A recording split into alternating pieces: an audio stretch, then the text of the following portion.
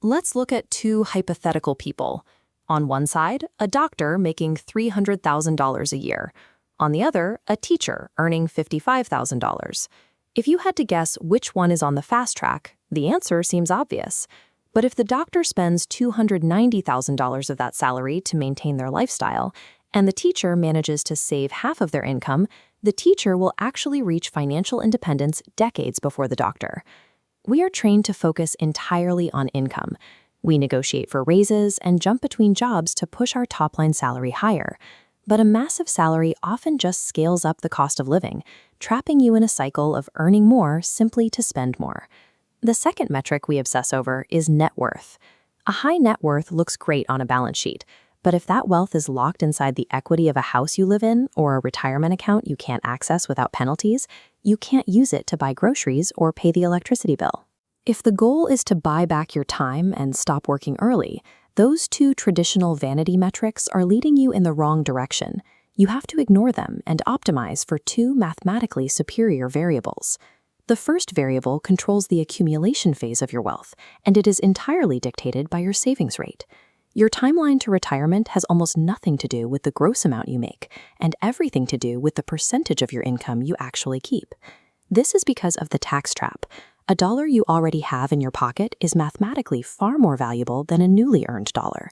This diagram illustrates exactly why. When you factor in federal, state, and payroll obligations, you actually have to earn roughly $1.30 just to put a single usable dollar into your bank account. 30 cents of your effort is instantly shaved away by taxes. We can apply that exact math to a standard corporate raise. If you cite for a $5,000 bump in your annual salary, the tax burden cuts into it so heavily that it actually leaves you with about $291 of usable cash per month. But if you look at your budget and figure out how to cut $5,000 in annual spending, you keep every penny. Spending $5,000 less is the exact mathematical equivalent of negotiating a $7,150 pre-tax raise. When you increase the percentage of money you keep, that rate does double duty. You are actively pumping more capital into your investments while simultaneously proving that you require less money to survive.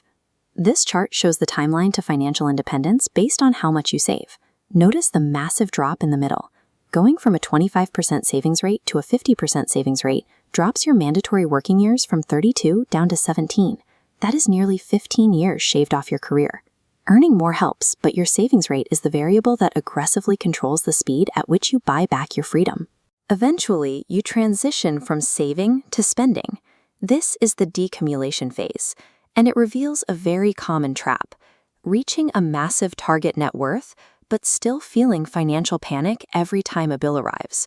A $2 million portfolio sounds incredible, but if $1 million of that is tied up in the equity of your home, and the rest is locked inside heavily taxed retirement accounts, you are going to struggle to generate the cash required to actually live. Surviving decades without a paycheck requires focusing on predictable cash flow. You need liquid, spendable money that generates itself automatically month after month, regardless of what the stock market is doing today. To figure out how much you can safely spend, we use the sustainable withdrawal rate. Based on historical data from the famous Trinity study, this rate is the exact percentage of your investments you can pull out every year with a high certainty that your money will outlast you. This graph illustrates the widely cited 4% rule. Even as the overall portfolio balance violently dips and spikes through 30 years of market crashes and inflation, withdrawing 4% annually provides a steady stream of cash that remains untouched by the chaos. This table compares the traditional, rigid 4% rule against a dynamic approach. The data suggests that if you are willing to adjust your spending in real time based on how the market is performing, spending a bit less during downturns, you can actually increase your long-term success rate. A sustainable cash flow strategy, rather than a massive lump sum net worth, is the engine that provides permanent financial security. When we put these two phases together, we can pinpoint the exact mathematical moment a person becomes financially independent. This graph shows what is known as the crossover point. Financial independence is achieved the exact second your passive cash flow, dictated by your sustainable withdrawal rate, crosses above your living expenses, which you minimized with a high savings rate. Notice what is missing from this equation. There is no requirement for a CEO-level salary, a lottery win, or a billionaire's balance sheet. Mastering these two variables, how much you keep, and how efficiently you draw it down, allows anyone to systematically buy back decades of their human lifespan. True wealth is time. So instead of just staring at your bank account balance, use the links in the description below to calculate your personal crossover point.